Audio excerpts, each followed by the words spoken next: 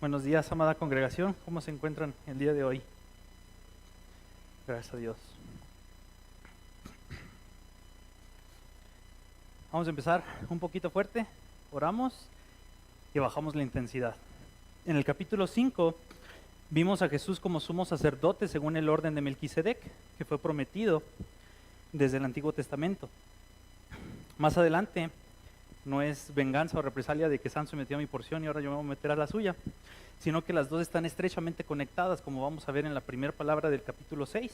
De hecho, si usted ve en su Biblia, o al menos en la mía, viene el título desde el 5:11 y termina hasta el 6, versículo 8.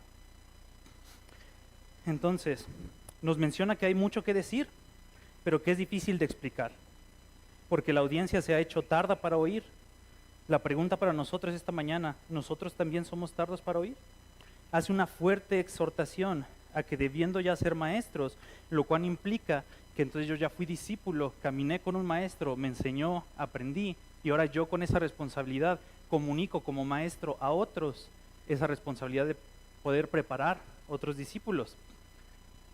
Pero en vez de esto, estaban desechando, estaban olvidando, estaban vomitando, estaban rechazando los principios elementales, siendo incapaces de recibir alimento sólido, vinieron a ser una vez más necesitados de leche espiritual. Es ahí donde nos quedamos. Vamos a orar para comenzar con el capítulo 6. Padre bendito que estás en el cielo, nos dirigimos a ti en esta mañana para darte honra, gloria y honor, Señor. Gracias porque el que todos estemos aquí el día de hoy alabándote es un privilegio. Señor, si hay algún corazón endurecido, tú ablándalo para que escuche tu palabra.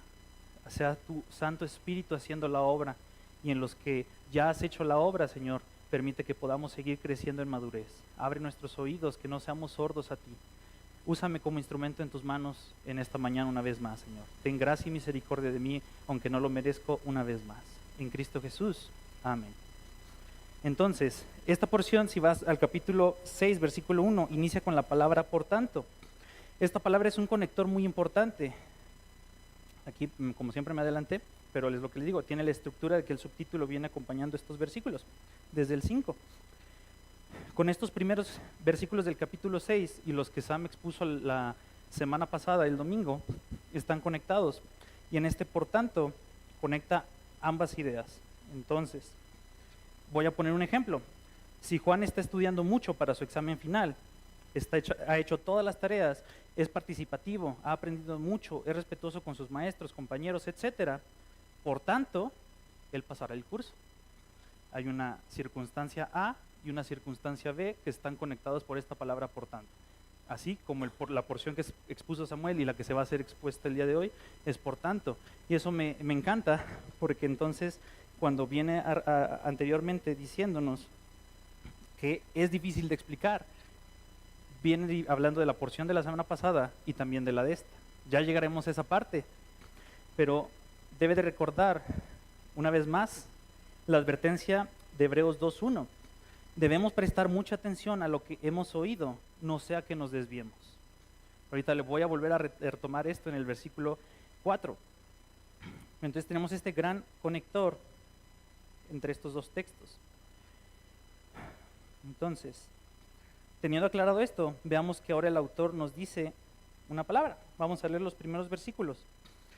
Por tanto, dejando las enseñanzas elementales acerca de Cristo, avancemos hacia la madurez, no echando otra vez el fundamento del arrepentimiento, de obras muertas y de la fe en Dios, de la enseñanza sobre lavamientos, de la imposición de manos, de la resurrección de los muertos y del juicio eterno. Y esto haremos si Dios lo permite. Tenemos una serie de cosas. Aquí la palabra dejando y la palabra no echando otra vez pueden confundirnos por nuestra lengua española, latinoamericana. Entonces vamos a aclarar qué es la idea que nos quiere dejar el autor. Respecto a la palabra dejando, debemos entenderla, y para eso en el original podemos traer una de las posibles traducciones que creo que es la que más ad hoc nos va a ayudar, que es dejando en un lugar. El autor nos quiere dejar la idea de que dejemos ahí las enseñanzas elementales de Cristo, que ya no las toquemos, que dejándolas establecidas, definiéndolas fijas, partamos hacia la madurez. Coloquialmente podríamos decir, si funciona, ya no le muevas.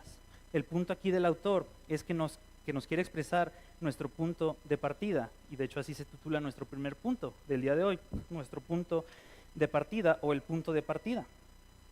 Que teniéndolas establecidas, aprendidas, ya no queramos modificar, mover, alterar, inventar, reinterpretar en un conjunto. Es un llamado a que lo que está establecido lo dejemos ahí y avancemos. Que no lo olvidemos ni lo desechemos, y en lugar de estar ideando cosas, dejemos como están y donde están y avancemos, que es lo que importa, ¿no? Entonces, en esta primera parte voy a hacer uso del teclado que está ahí. Dice, déjalo. Aquí está establecido la doctrina de las que acabamos de ver hace poco. ¿Cuál se acuerden? Una de las 10 doctrinas que estudiamos hace unos meses. Cristología, bibliología, angeliología. Vamos a tomar esas tres, tomando de punto de partida. Supongamos que el piano son estas 3 doctrinas que me acaban de mencionar. Dejamos aquí como está, ya no voy a tocar. Y de aquí parto hacia la madurez. No se trata de estarle escarbando, no se trata de estarle... Bueno, ahora si le movemos aquí, bueno, creo que esta doctrina como que... Y entonces empezamos a perder el tiempo, y creo que es bien triste y bien común que en las iglesias se hacen debates, sobre todo en denominaciones, que una se pone a debatir con la otra y terminan mal, porque no A tiene la razón, B tiene la razón, cuando la realidad es que Dios tiene la razón, y es una cuestión de inmadurez estar peleando por esto. Cuando recordamos Deuteronomio 29:29, lo que Dios nos ha revelado es para nosotros y nuestros hijos, y una vez más hay un llamado a esta parte de ser maestros. A lo mejor usted no está siendo maestro en la iglesia, no está siendo maestro con los niños, pero en casa a lo mejor es maestro. Si tiene un hermano menor es maestro. Si en su casa tiene familia que no sabe de la palabra de Dios, usted puede ser un gran maestro para ellos. Puede predicarles de Cristo y enseñarles la palabra de Dios. Entonces nos enfocamos en lo que Dios nos ha revelado, en vez de estar queriendo descubrir lo que le pertenece solamente a Él. Recordemos que Él es omnisciente y nos ha dejado revelado a nosotros lo que Él quiere revelarnos. Entonces, ahora viene la segunda parte del versículo y nuevamente nos puede confundir. Aquí tenemos un verbo, dice no echando otra vez. Echando en el original es katabelo, que traducido puede ser derribar o derrocar. Entonces el autor nos está pidiendo avanzar desde un punto de partida y no quitar, borrar, eliminar, deshacer, desechar, ignorar, derribar o derrocar el arrepentimiento. Dicho de otra forma, no quitando el arrepentimiento de las obras muertas y de la fe en Dios. Es un llamado a no intentar quitar el arrepentimiento y la fe. Debemos arrepentirnos del pecado, como bien sabemos, pero el autor aquí también nos llama al arrepentimiento de las obras muertas. ¿Qué son las obras muertas? Son todas las obras que vienen de un esfuerzo por intentar encontrar justificación por mi medio propio delante de Dios. De manera consciente o inconsciente, sea que ignoremos o que lo hagamos a conciencia, de alguna manera la mayoría de las personas tiende a querer tener una justificación por su propia cuenta. Y está diciendo arrepiéntete, como sabemos del pecado, pero también viene el arrepentimiento de querer ganar algo que no puedo ganar y rendirme a Cristo, quien sí lo podía ganar y nos lo ha regalado. El autor nos está diciendo, dejando establecidas las enseñanzas elementales acerca de Cristo, avancemos hacia la madurez, no quitando o eliminando el arrepentimiento por obras. Quitando de por obras vanas, intentarnos salvarnos a nosotros mismos y de la fe en Dios. Es un conjunto, un recordatorio a que Cristo es en quien tenemos perdón de pecados. Solo en Él tenemos la justificación delante de Dios y no hay ninguna obra que podamos hacer para salvarnos. Solo queda la fe en Dios y el arrepentirnos de no confiar solamente en Cristo. Si en algún momento yo he puesto mi confianza en Cristo y algo más, es un llamado a arrepentirnos y es un llamado a poner nuestra fe únicamente en Cristo. Esto lo podemos hacer antes de ser creyentes o como creyentes, y tenemos que tener cuidado de cualquiera de las dos, porque como no creyentes tenemos que desechar todo en lo que estamos confiando para dejar toda esa confianza únicamente en Cristo. Y nosotros como creyentes tenemos una tendencia, así como el pueblo de Israel, a olvidar, a declinar ciertas cosas, a olvidar la fidelidad del Señor y entonces buscar y refugiarnos, ¿no? En el Antiguo Testamento tenemos varios ejemplos de estos. Dentro de uno de los profetas mayores, si no recuerdo mal, es Jeremías, que les advierte que están poniendo su confianza en Egipto para que los libre. Y ellos, en vez de confiar en el Señor, prefieren confiar en Egipto. Y Jeremías les dice, si ustedes se arrepienten y confían en el Señor y van al cautiverio, van a vivir, van a tener misericordia de Dios. Pero si ustedes deciden ir con Egipto, el Señor los va a destruir, no nada más a ustedes, sino a Egipto también, en quien estás poniendo tu confianza. Al final de la historia, sabemos que son los que van a Egipto, son derrotados, eliminados, junto con Egipto, ¿no? Entonces, es un llamado, una vez más, a poner nuestra confianza no en el hombre, no en una persona, no en un ideal, no en una circunstancia religiosa, sino en Cristo Jesús. Entonces, acompañándonos a estas dos cosas, vienen más en el listado. Nos dice de la enseñanza sobre los lavamientos, de la imposición de manos, de la resurrección de los muertos y del juicio eterno. Esto es muy importante. En cada una tenemos cosas elementales. El autor nos está exhortando y advirtiendo no dejar de lado el arrepentimiento de obras muertas, que ya lo hemos explicado, la fe en Dios, que la hemos explicado y que la sabemos, enseñanza de los lavamientos o bautismos. No me quiero meter ahorita o meterlo usted en un debate, en un conflicto, en una circunstancia. Aquí usted puede, si usted gusta, poner el bautismo que hay en el Padre, el Hijo y el Espíritu Santo, que conocemos y tenemos como ordenanza hoy en día. En el Antiguo Testamento, para los judíos, había diversos lavamientos o bautismos que no veremos el día de hoy. Solo tenga en mente que así como Dios al gentil no le pedía adoptar ciertas prácticas judíos, al judío hay prácticas que no les quitó. Si bien otras sí se las quitó, porque Cristo vino en un perfecto cumplimiento y ya no eran necesarios más sacrificios, hay costumbres, tradiciones, entre otras cosas, que Dios no les dijo que quitaran o dejaran. Entonces, para la parte judía, el sacrificio ya no era necesario porque Cristo ya había sido el único y suficiente sacrificio. Pero hay otras costumbres que ellos tenían que Dios no dice, hey, elimínenlas. No, hay cosas que les permite a los judíos mantener y que no obliga a nosotros a someternos a. Un ejemplo de todo esto que pueden ver es en Hechos, cuando se habla de este concilio con Santiago, con Pablo y otros hombres del Señor que juntos determinan enviar una carta donde establecen 4 puntos importantes de los cuales se mantengan y que no se tienen que someter los gentiles a todo lo demás. Tenemos a Pablo diciendo, no hay problema, solo cuida de no ser piedra de tropiezo para tu hermano. Imposición de manos. Hermanos, vamos por la fácil. Tenga en mente el nombramiento para ministros, pastores, ancianos o diáconos. Usted se acordará muy bien, tuvimos la oportunidad de ver a Israel el día viernes. Usted se acordará que hace unos años era pastor aquí, después llegó Samuel y se hizo el nombramiento a Samuel como pastor y trajeron una estafeta. Isidro traía una estafeta que se le dio de forma simbólica, que es a Sam, para empezar a trabajar los dos como pastores. Usted puede tener esta parte en mente como la parte de imposición de manos y no necesariamente se imagine la parte de imposición de manos que no hacemos nosotros literalmente así. Pero tiene que ver con este nombramiento a los que están en servicio, ancianos, diáconos. En 1 Timoteo 4:14 vemos que le impuso las manos a Timoteo. Pablo le impone las manos a Timoteo. Y hay una relación con los dones espirituales, con el servicio a Dios, que vemos en el 5:22 de la misma carta a Timoteo, donde Pablo le dice a Timoteo que no imponga con ligerezas las manos a nadie. Hermanos, muchas iglesias han sufrido mucho porque se han impuesto las manos con ligereza. Hay pastores que han sido puestos solo por salir de un instituto y no por tener un llamado. Hay personas que vienen a la fe y se les dan cargos de liderazgo con ligereza, cuando una de las advertencias es no neófito en la fe. Hay personas que vienen a la fe, esto se lo acabo de leer, es un tema que debe tenerse cuidado. Ha habido iglesias que por ser familia ponen como anciano o pastor a un familiar y no por un llamado. Eso también es terrible y hemos visto en otras iglesias cómo hay iglesias que han terminado destruidas o divididas por este último ejemplo, así como los anteriores, pero en este último ejemplo pensando en que no hay un llamado, no hay una preparación, no hay una madurez, no hay un ser antes de servir, sino que únicamente por un lazo familiar, por un lazo de lo que usted quiera, lo ponen y trae consecuencias catastróficas. No imponer con ligereza las manos.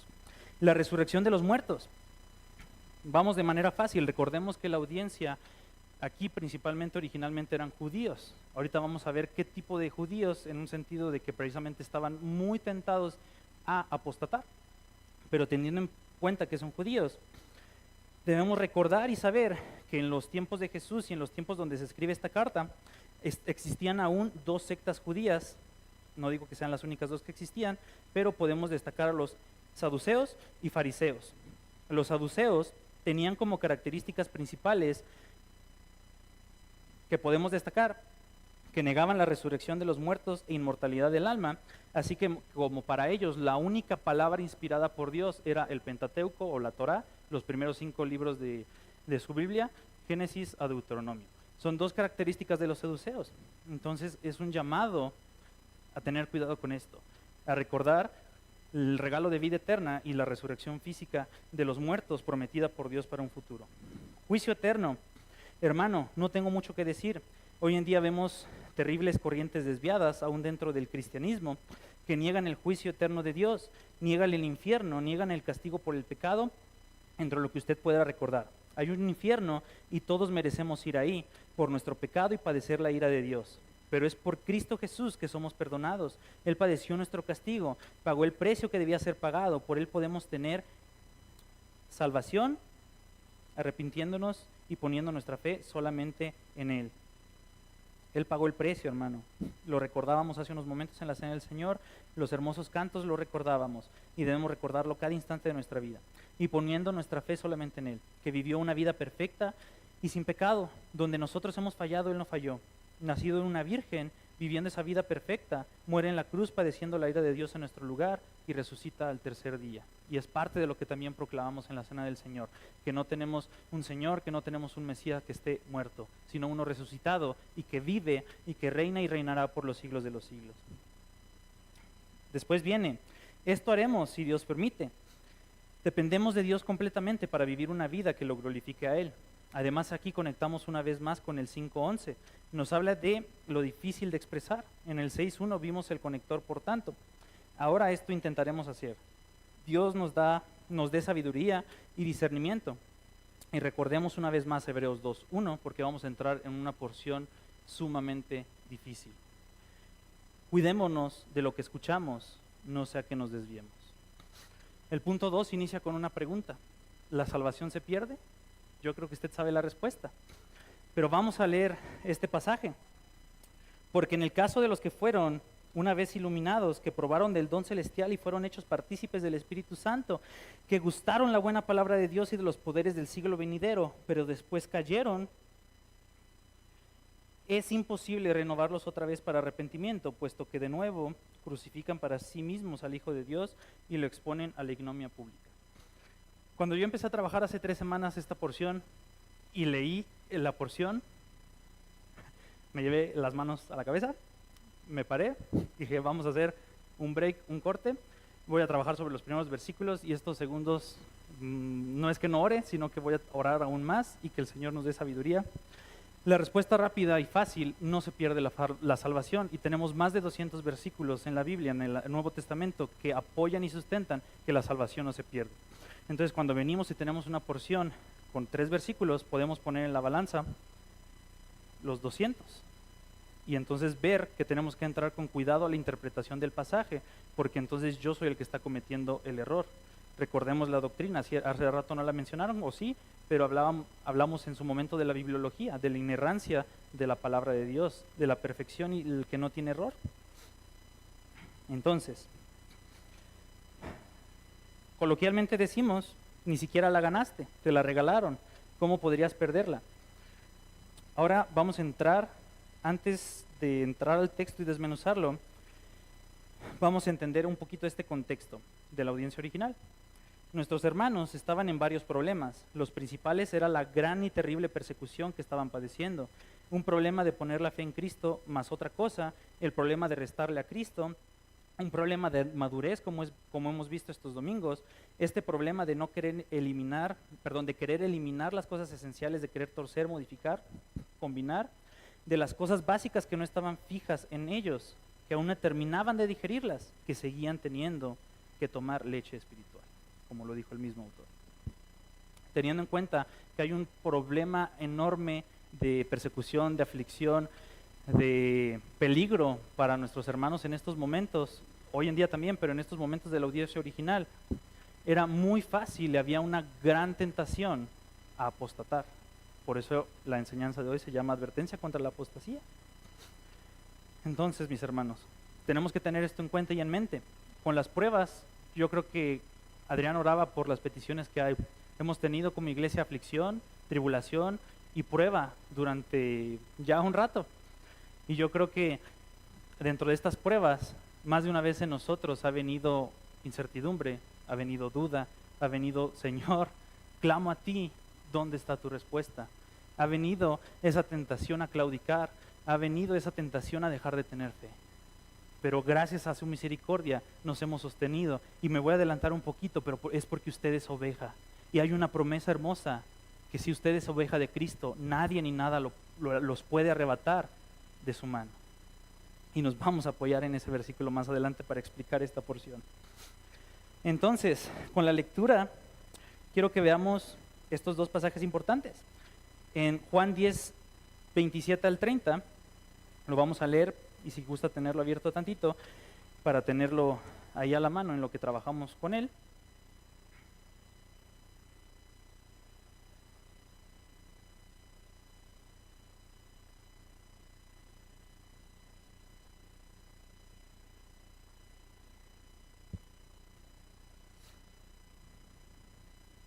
Mis ovejas oyen mi voz, yo las conozco y me siguen, yo les doy vida eterna y jamás perecerán. Yo les doy, Cristo nos da vida eterna y hay una promesa de jamás perecer. Y nadie las arrebatará de mi mano. Mi Padre que me las dio es mayor que todos y nadie las puede arrebatar de la mano del Padre. Yo y el Padre, uno somos. La salvación que el Señor ha dado, que ha regalado en gracia y misericordia, no se puede perder, no se puede quitar, no se puede arrebatar. Tenemos esta promesa hermosa. A quien Cristo le ha dado el regalo de vida eterna es oveja suya. Sus ovejas nadie las puede arrebatar de su mano. Quien genuinamente ha recibido la salvación por parte del buen pastor no puede perderla, porque no puede ser arrebatado de su mano, no puede ser arrebatado de la fuente de eterna salvación. Veíamos que Cristo es fuente de eterna salvación en Hebreos 5:9. No dice una salvación temporal, no dice una salvación de ahorita y después vemos, no, una salvación eterna. Una vez que se ha otorgado la salvación, que ha venido la regeneración por medio del Espíritu Santo, ya es una nueva criatura y no puede perder esa salvación. Entonces aquí es donde entra el debate, aquí es donde entra el conflictivo, aquí es donde entra que si leemos solo estos versículos aislados, sin contexto, sin estar estudiando Hebreos o sin conocer más de la palabra, podemos patinar. Es donde debemos prestar atención porque muchos que han sabido mucho de doctrina han llegado a ciertos pasajes como este y se han desviado.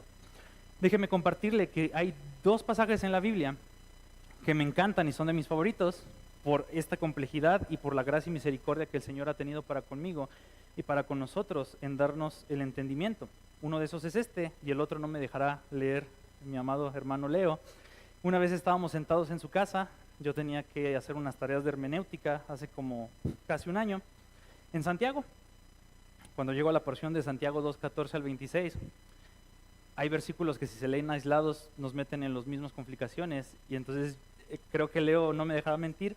De la misma manera que con Hebreos, me agarré la cabeza, ahí tenía el pelo un poco más largo, creo que sí lo apreté, me estaba dando de zapes. Leo me decía, ¿por qué crees que Martín Lutero de alguna manera como que dije, bueno, pues entonces vamos a hacernos luteriano, esto está muy difícil, esto no lo termino de comprender y entender.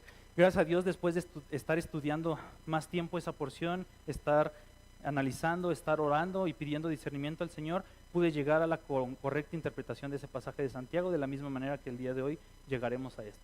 Entonces son dos pasajes complicados, pero que son hermosos y que más allá de retar nuestra fe, deben de ponernos más firmes en ella. Vamos a la palabra iluminación que tenemos en nuestro texto de Hebreos 6 en esta mañana, en los versículos 4 al 6. La iluminación no es igual a la regeneración. La fe viene por el oír y el oír por la palabra de Dios. Pero puedes oír la palabra y rechazar a Cristo. Hermano o audiente, el hecho de que estemos en una iglesia no nos hace salvos. El hecho de que podamos venir todos los domingos de nuestra vida no nos hace salvos. El hecho de que estemos expuestos a la palabra no trae una obra de regeneración, porque es una obra única y exclusivamente del Espíritu Santo, como lo vimos en esas doctrinas que estudiamos. Entonces, si bien se expone la palabra, gracias a Dios, se expone a Cristo, y al oírla, el Espíritu Santo puede hacer la obra de la regeneración en usted, no es garantía. Recuerde a los fariseos que estaban casi día y noche al lado del Señor Jesucristo, cuestionándolo, retándolo, y Jesús dejando en evidencia con prodigios y con palabra que Él era el Hijo de Dios, que Él era Dios mismo, y lo rechazaron y no creyeron en su nombre. Oír la palabra de Dios no nos hace salvos. Después viene probar. Un ejemplo fácil que se me ocurre son estas pruebas de plataformas digitales, donde puedes tener un periodo de prueba y después decidir si compras o no la suscripción. Digo, en este caso, no podemos elegir nosotros, no podemos comprarla, porque es una obra del Espíritu Santo, pero la ilustración nos sirve para ver que podemos probar el don celestial y no necesariamente porque lo tengamos nosotros. Muchas veces somos bendecidos por los dones de nuestros hermanos, de los demás. Podemos probar por el don de otro, por el don que otro sí tiene, y no necesariamente porque de nosotros esté saliendo. Puede que estés escuchando una predicación en línea o en una iglesia y puedas probar de lo que el predicador tiene don, pero esto no significa que tú tengas don celestial. Podemos gustar de la palabra de Dios y de los poderes del siglo venidero, que es la siguiente parte, la parte de gustar, de esta misma forma, pero en experiencia ajena, por lo que experimentamos en una iglesia donde la presencia de Dios está en cada creyente congregando, donde se alaba a Dios y tenemos personas que asisten y dicen, qué bonito es todo esto, pero no rinden su vida a Cristo. Usted puede ser su caso, y el día de hoy el llamado no es a que se enoje conmigo, el llamado es para que no endurezca su corazón. Eso lo vimos con Samuel, no endurezca su corazón y ríndase a Cristo Jesús. Ese es el llamado en esta parte. Que usted venga, que le guste el predicador que usted me quiera decir, Paul Washer. No, es que yo veo los videos, qué hermano, y aparte es durísimo.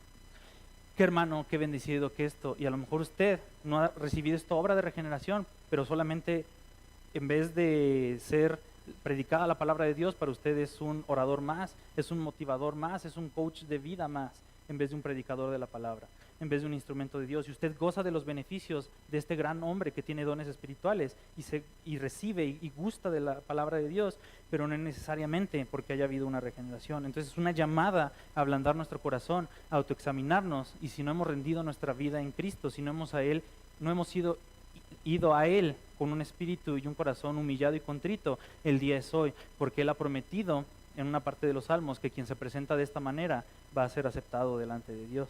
Y no es fácil, se lo puedo decir en carne propia, porque como seres humanos somos muy soberbios.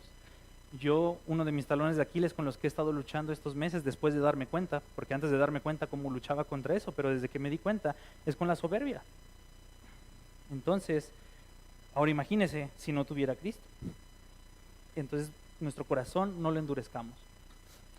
Ahora, vamos a Primera de Juan, en el capítulo 2, de los versículos 18 al 26.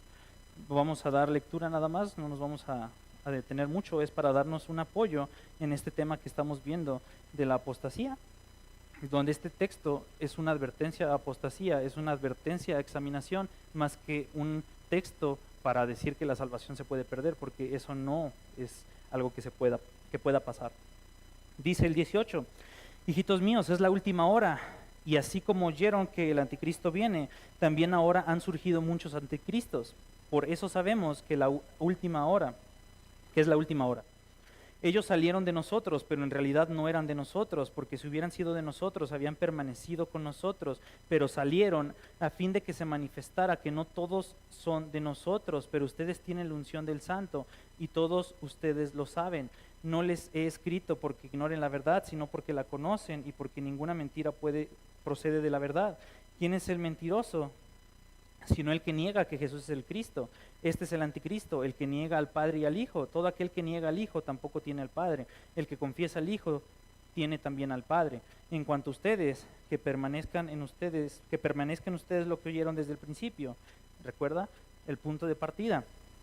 Si en ustedes permanece lo que oyeron desde el principio, ustedes también permanecerán en el Hijo y en el Padre. Y esta es la promesa que Él mismo nos hizo, la vida eterna. Aquí vemos que salen de nosotros, que niegan a Cristo, su suficiencia, que es Rey, que es Salvador, que es el sumo sacerdote prometido por el orden de Melquisedec. Salieron porque en primer lugar jamás fueron de nosotros. Si alguien estaba entre nosotros gozando de lo que se nos dice en estos versículos aquí en Hebreos, capítulo 6, versículos 4 al 5, apostata de su fe, claudica, abandona, es porque nunca fue de Cristo. Porque la oveja, como ya vimos, no puede ser arrebatada de su mano. En el versículo 6 nos dice que es imposible que un apóstata de la palabra original, la palabra recayeron, es para pesontas, que se puede traducir mejor como abandonar, que tiene esta estrecha relación con apostasía. Aquel que comete apostasía, no es posible renovarlos una vez más para arrepentimiento. En el Nuevo Testamento y en esta carta se nos ha hablado del único y suficiente sacrificio de Cristo para perdón de pecados. Es imposible volver a crucificar a Cristo. Entonces, el que rechaza el sacrificio de Cristo después de haber aceptado ese sacrificio, un apóstata, no puede volver a crucificar a Cristo. Además, el arrepentimiento como obra del Espíritu Santo no es algo que el ser humano pueda hacer por sí mismo. Cuando el Espíritu Santo da el arrepentimiento para salvación, esto es un acto de una sola vez. Sigue el arrepentimiento del pecado, de la vida del nuevo creyente, pero uno no se arrepiente para salvación más que una vez y por obra del Espíritu Santo. Es un acto, es una obra de regeneración por parte del Espíritu Santo única. Y como parte única, si ya se ha dado, no se puede repetir. Entonces, o en algún momento, como podemos decir, siguiendo la ilustración de las ovejas y del redil, si se desvía, si se sale, Cristo va a buscar a su oveja, deja las 99 y va por la perdida y regresa. Pero si jamás regresa, es porque jamás fue. Porque quien es de Él escucha su voz. Entonces, aún como creyente, no endurezcamos nuestros corazones. Yo sé que esta parte ha sido confusa, a lo mejor un poco, ha sido enredosa, complicada. Y en los versículos 7 y 8 nos van a dar una ilustración. Déjenme nomás regresar aquí para leérselos. Porque la tierra que bebe la lluvia, que con frecuencia cae sobre ella y produce vegetación útil a aquellos por los cuales es cultivada, recibe bendición de Dios. Pero si produce espinos y cardos, no vale nada. Está próxima a ser maldecida y termina por ser quemada. Habla de vegetación útil, los creyentes, las ovejas de Dios. Y en el versículo 8 nos habla de aquellos que no son ovejas. Y es fuerte lo que voy a decir, pero la ilustración lo dice. Terminan por ser quemadas. ¿Les suena? Serán arrojados al lago de fuego y azufre.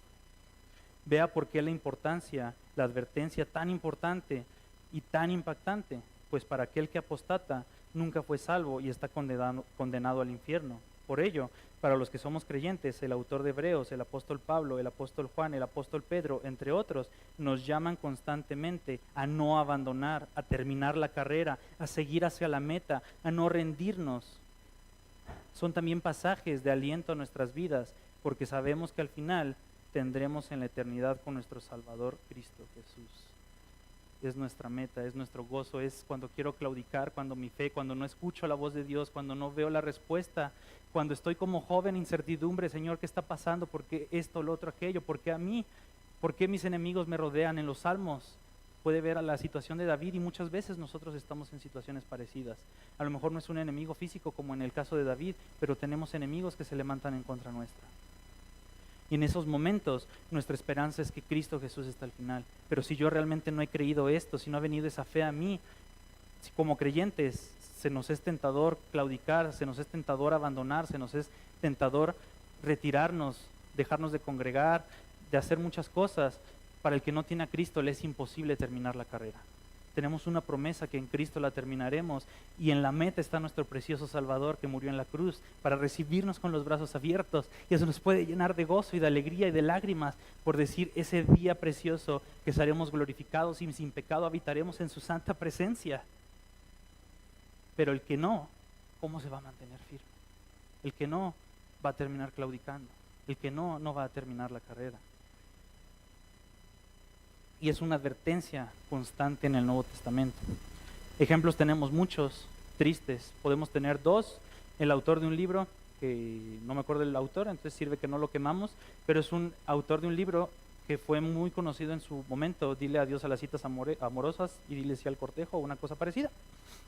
Creo que se llamaba John algo. Y si no se llamaba John, pues le vamos a poner el nombre de John. Este hermano escribe este libro, bestseller, impresionante, muy bíblico, de mucho conocimiento, pareciera no iluminado por la palabra del Señor. Sabemos que viene una iluminación, pero no necesariamente por esa iluminación viene ese arrepentimiento, porque es obra del Espíritu Santo. Y escribe ese libro, entre otros. Uno de los más famosos es este. Y wow, años después, claudica, se divorcia, se mete a la comunidad LGTB creo que contrae matrimonio homosexual en Estados Unidos y si no, de todas maneras hace pública su relación. Y hoy en día, si es que sigue viviendo, al menos hace unos años que empezó, ahora da speeches, da cursos de cómo transformar tu fe. Algo por el estilo. Al final de cuentas, cuando ves un poco el programa, en la descripción, lo que él hace es un tutorial para la apostasía como él lo hizo. Él no terminó la carrera. Él ha abandonado y dimitido. Dios tenga misericordia y pueda arrepentirse y venir, pero él está apostatando. Tenemos otro ejemplo duro y difícil, no que esté apostatando, pero queda como la probabilidad, y es triste porque es familiar de uno de los hermanos que acaba de fallecer y que es muy amado por varios de aquí, el doctor Charles Stanley. Dios lo tiene en su presencia y goza de la glorificación y está con nuestro Salvador. Pero su hijo que quedó, doctrinalmente está desviándose, doctrinalmente no puso atención a lo que estaba leyendo y escuchando. Hijo de pastor una vez más, terminando y diciendo que cuando en Hechos 4 habla del arrepentimiento, no habla de pecado. Y habla de una cuestión de que se arrepientan de rechazar la ciencia. Y habla y cambia y modifica el discurso de la Biblia a su ideología científica que él tiene. Y es triste porque es hijo de Charles Stanley.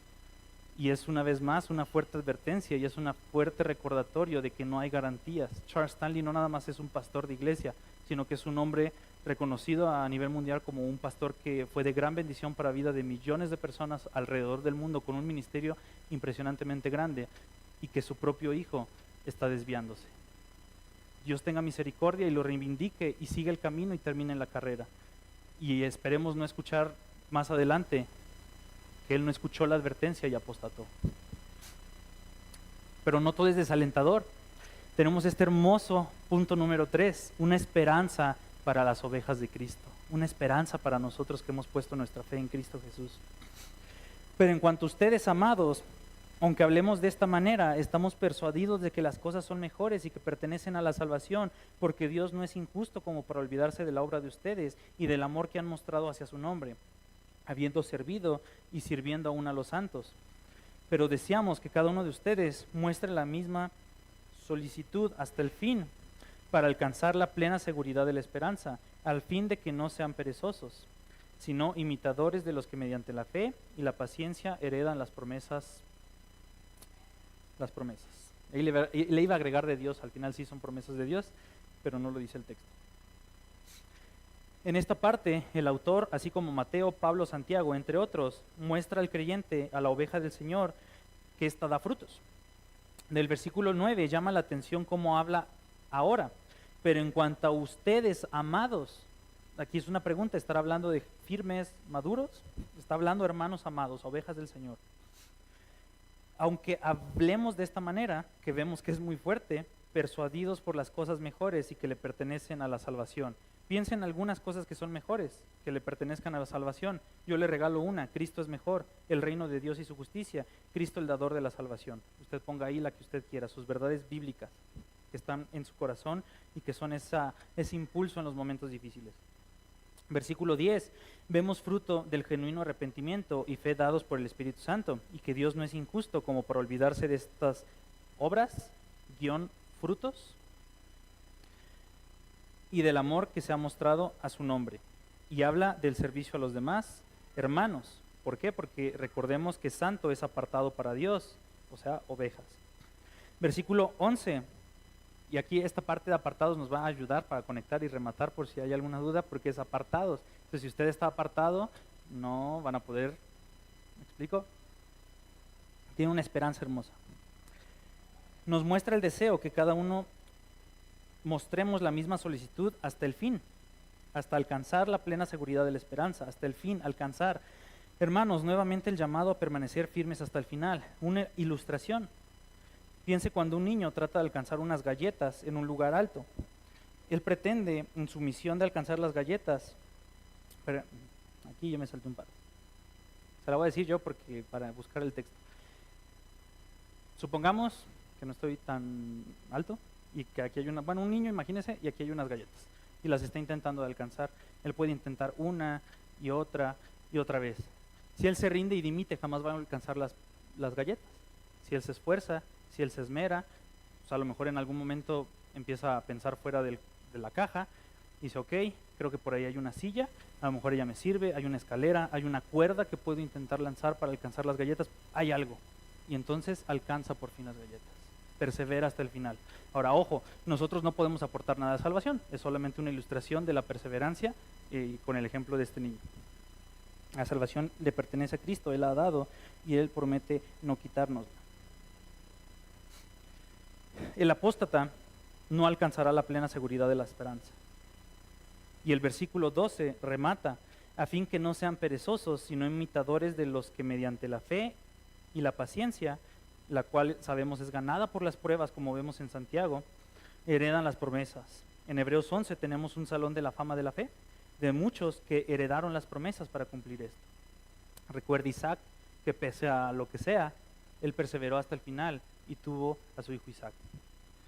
Recuerda a todos esos hombres de Dios que tenga en su memoria, que perseveraron, que alcanzaron, que recibieron la promesa.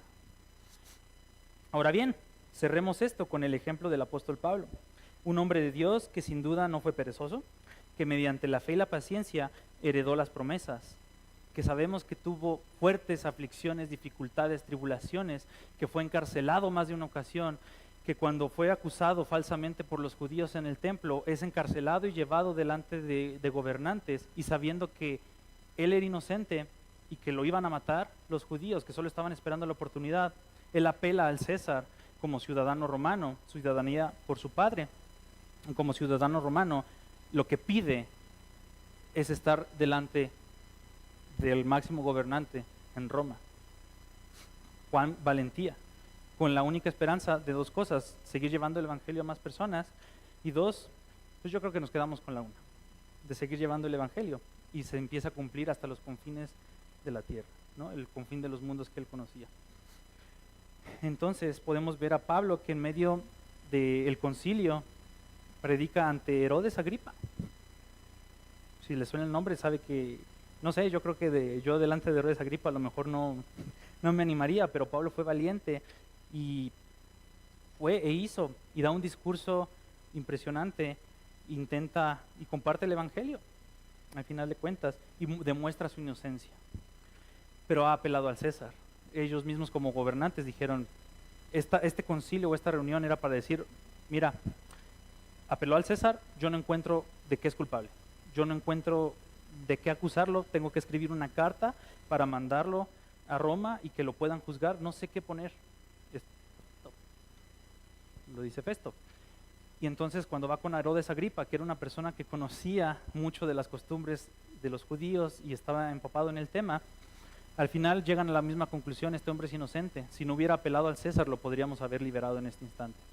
Al final es enviado y en su viaje a Roma en la barca tienen una experiencia de tormenta, de aflicción, de tribulación, de posible ansiedad, de posible preocupación, y vemos una serie de cosas maravillosas que pasan en este viaje en el cual el Señor los sustenta, los guarda hasta el fin y da instrucciones a través de Pablo donde estos hombres le obedecen y todos los que iban en el barco alcanzan esa gracia común de parte del Señor y salvaguardan. Aparte, son expuestos al Evangelio y no sabemos cuántos de ellos haya hecho con Pablo, pero fue aunque sea uno, gloria a Dios por esa razón. Entonces, vemos que este efecto final no ha sido tan fácil para Pablo, para por fin poder llegar a Roma.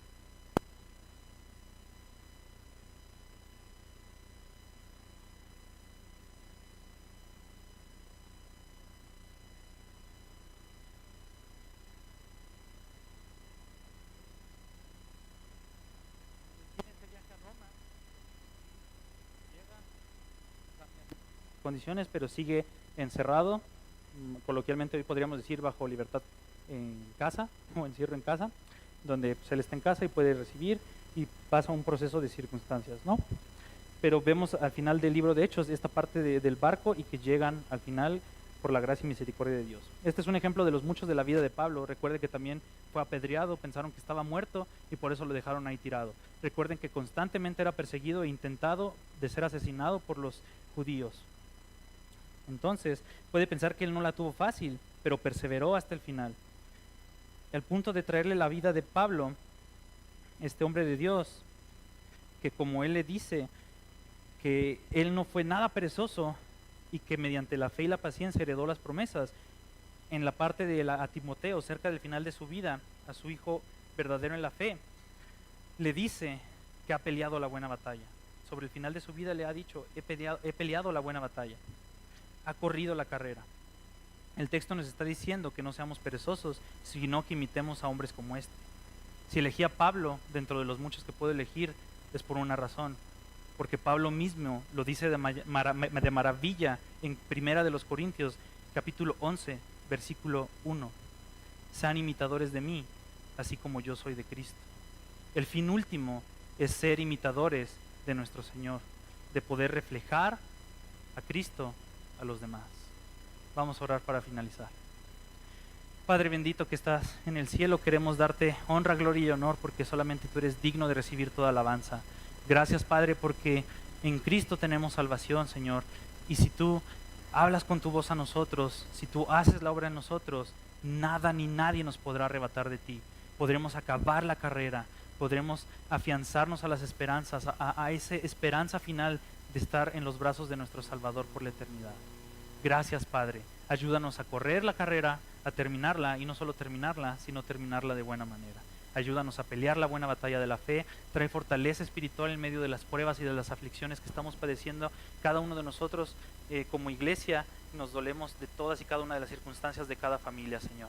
Seguimos pidiendo por cada una de las familias que se congrega aquí, Señor, ya sea que esté presente el día de hoy o que esté conectado por algún medio digital, Señor. Te pedimos por él y te pedimos por cualquiera que esté escuchando esto, que no haya puesto aún su fe en Cristo Jesús, que tú ablandes su corazón, que hagas la obra y que le permitas empezar a correr esta carrera. Permítenos reflejar a Cristo Jesús cada día de nuestra vida, a predicar sobre todo con el ejemplo a Cristo Jesús, y que puedan ver un poquito de Cristo a través de nosotros, que podamos ser obedientes y diligentes a ti.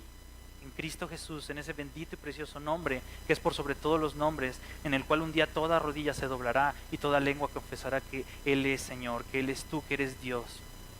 Gracias, en ese nombre oramos a ti en esta mañana. Amén.